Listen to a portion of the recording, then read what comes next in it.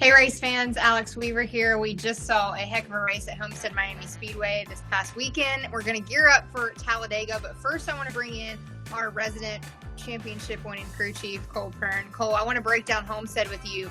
React to the 11 win, a little bit of redemption in Miami for Denny Hamlin. Yeah, huge win for the 11. Obviously, they had a Martinsville to forget just a few days before, and then first race back with Gabehart on the box, a huge win. I mean, Homestead's been a good track for Denny, but he's had a little bit of a interesting week here lately. So for him to go out and sweep the stages, win the race was huge. They had a great car. They obviously nailed the setup.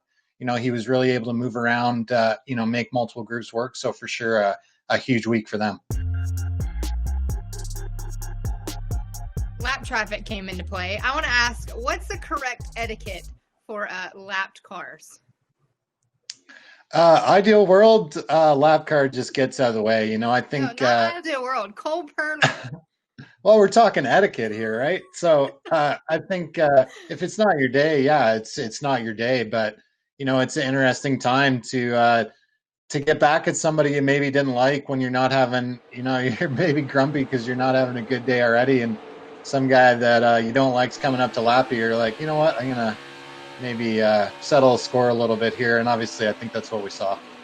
Chase kept it very mum when referring to the media and talking to the media about the incident after the race. He said he just needs to do better getting around lap traffic. Were you impressed that the 9 didn't call out Joey Logano? Yeah, I think that was an interesting, kettle on the stove moment where the steam was shooting out the ears, but the top stayed on. I'm sure when they got behind closed doors, he was pretty PO'd and probably had a few more choice words to say than the 22. But he did a really great job at keeping it PC and looking like he had things under control. I want to say that I was very impressed with Tyler Reddick being a Sunoco rookie contender this year. He always shows up at Homestead when it comes to the Xfinity Series, and I know we talked about it last week, whether it would be different for a Cup car, but man, he put on quite a show.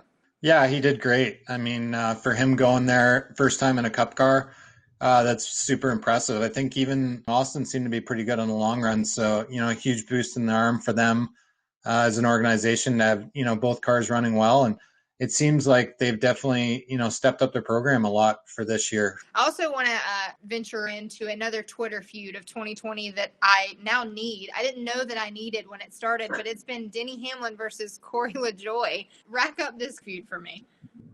Yeah, I'm still trying to figure out who got proved wrong after this weekend. I mean, Corey kind of predicted that, Denny was going to run good.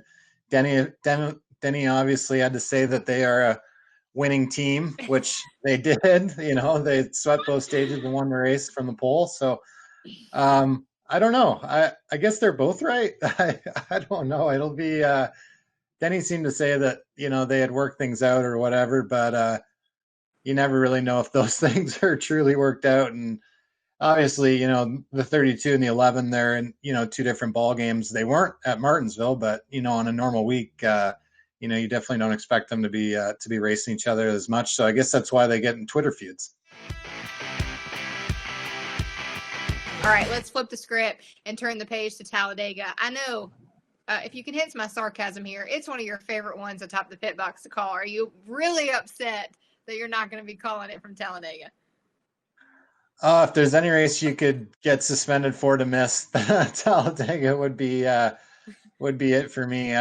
Definitely not a good record there. Not many good memories. It'll be interesting, definitely some rule changes for these guys to not have practice. I think that's why they were talking about having practice originally, but yeah, it'll be interesting to watch. I think of any place to not have practice though, Talladega would be the one. We have some modifications to the AERO package. We haven't ran this AERO package at a super speedway, not even Daytona. But what is it going to look like, and how is that going to impact the racing with these new AERO ducts? Definitely we'll change it a bit. I think with this version of rules package, we've seen the huge runs and the big bump drafting happen, whether the pushing side of it, how that plays in. I think we started to see the tandem, rear its head a little bit. So it'll be interesting how that, parlays into this weekend, whether that is still able to happen or not. I think that'll be the biggest question. Can you get us into the Toyota meeting to hear what we're going to talk about before Talladega? Do you have an inside source there? Coach will want to have some type of plan, and then everyone in the room will spend their time telling them how you can't have a plan. So that's pretty much the synopsis of a comp meeting coming into Talladega. All right. Well, it works for me. Well, it's going to be an exciting weekend. It's Dega week. I hope you guys are excited. Cole, thank you so much for joining us and breaking down Homestead. Get ready for Talladega. And this is not the last you're going to see of Cole Pearn this week. He's going to join us on the pre-race show Sunday at 2 p.m. on all of NASCAR's channels and YouTube, so you don't want to miss it.